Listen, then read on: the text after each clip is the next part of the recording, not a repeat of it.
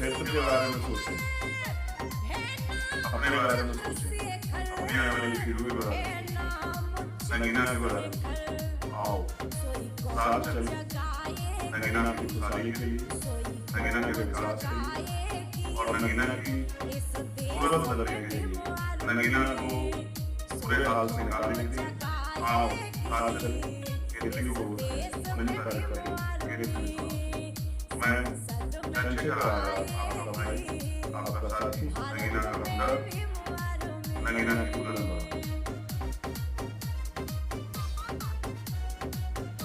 क्षेत्र के बारे में सोचें, अपने बारे में सोचें, अपनी आने वाली पीढ़ियों के बारे में सोचें, नगीना के बारे में। को देखा बारी बारी और अब की बार आपकी बारी। नगीना के लिए वोट करें, नगीना में परिवर्तन के लिए वोट